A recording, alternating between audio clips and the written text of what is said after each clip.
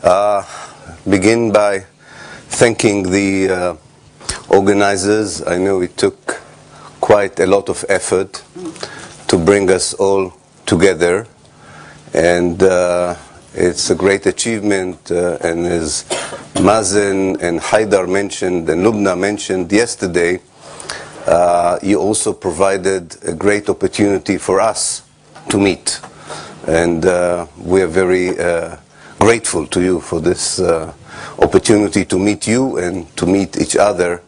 It's easier because of the Israeli oppression to meet here than to meet in Palestine, where we should meet.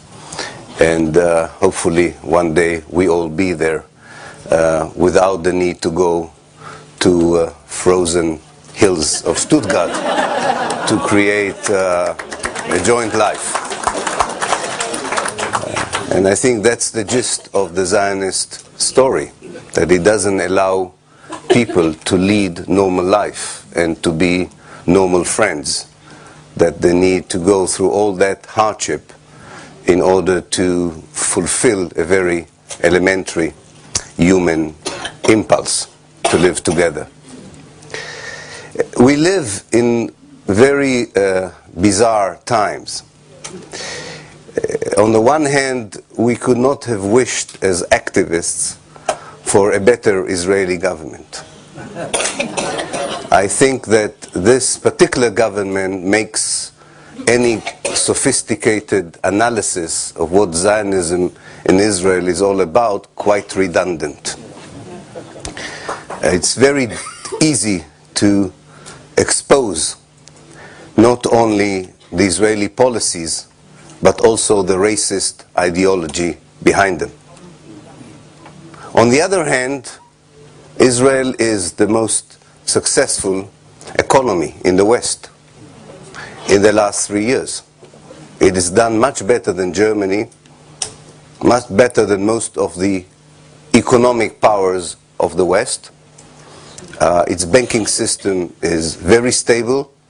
Its currency is one of the strongest in the world, and it doesn't suffer at all from all the hardships that have affected the Western economy and capitalist economy in the last 3 years.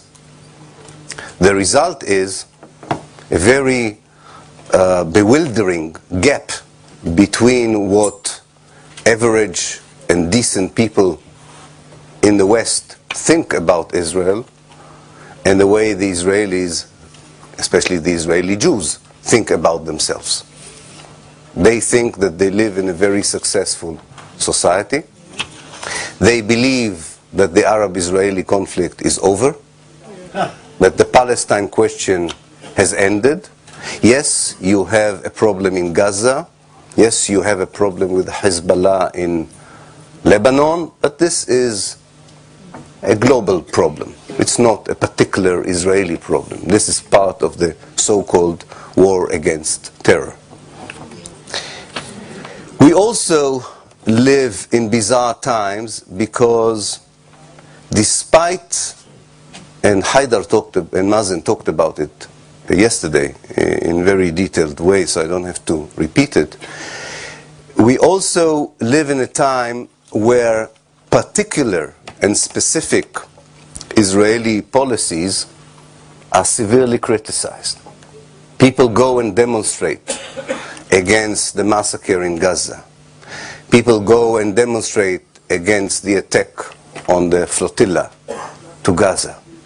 And yet, nobody dares to attack the ideology that is behind these policies. There is no demonstration against Zionism, because the European Parliament even regards a demonstration against Zionism as anti-Semitism. Imagine in the days of apartheid South Africa, if you were not allowed to demonstrate against the apartheid in South Africa, but only against the Soweto massacre. And this is still a great Israeli success, and Germany plays a very important role in this success, that the main problem and the main reason for the criminal policies is not analyzed, is not discussed, is not touched upon, only the symptoms. I'm not a doctor, I'm not a physician, but I know that if you deal with the symptoms and not with the cause of the illness, you don't cure the patient.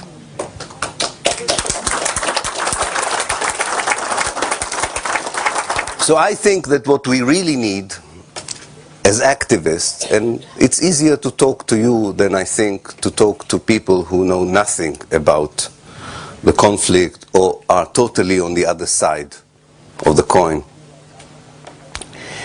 that we have to change a little bit what we are doing.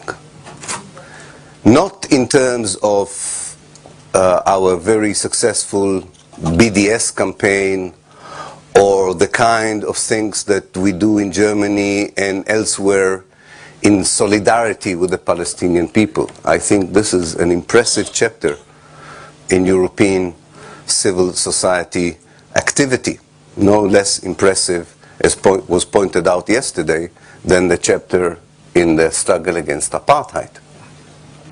But we are still, most of us, are still not using the right language. Most of us are still not employing the kind of dictionary that we should employ in order to drive the message home of what are we dealing with. Because one of the greatest paradoxes of what goes on in Israel and Palestine is that on the one hand, it's not a complicated story. We've been there before. European settlers coming, either genociding or kicking out the indigenous people. The Zionists have not invented anything new in this. And on the other hand, Israel succeeded, with the help of its allies everywhere, including in this country, to build this complex explanation that is so complex that only they can understand it. And you are not allowed to interfere, especially if you are Germans. You are not allowed to interfere in this analysis because it's very complex. No, it's not. It is really not complex.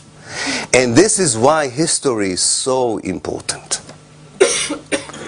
Understanding the not so complex history of what the Zionist movement was and is doing to the indigenous native people of Palestine is what the story is all about.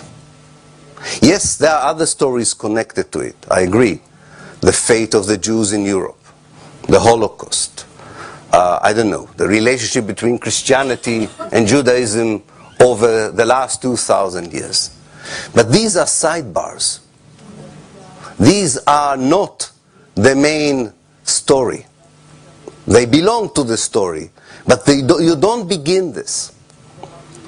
This is why in Israel, even unfortunately Palestinian students who are Israeli citizens, when they learn about the history of their own country, they begin in Odessa. I remember my Palestinian students in the university saying, can you explain to us why we who were born in Mrar or Sakhnin or in the Nakba have to begin our history in Odessa? They didn't even know where Odessa was. And I said, that's because you are under occupation, even inside Israel. Not just in the West Bank, not just in the Gaza Strip. Palestinians inside Israel are also under occupation and are also under colonization. And if we don't understand this, we will not break the deadlock. Because what is called the peace process that began in 1967 is taking place on Mars, on the moon. This is the only peace process in history that I know of that had no relevance whatsoever with the problem it was supposed to solve. What they were talking about in Geneva in 1977, in Madrid in 1991, in Oslo in 1993, had very little to do with the essence of the problem. It dealt with the symptoms, I agree. It dealt with the symptoms, but not with the essence. And this is the second greatest Israeli success. That not only the public opinion does not deal with the essence, but also the peace process very successfully succeeds in avoiding it.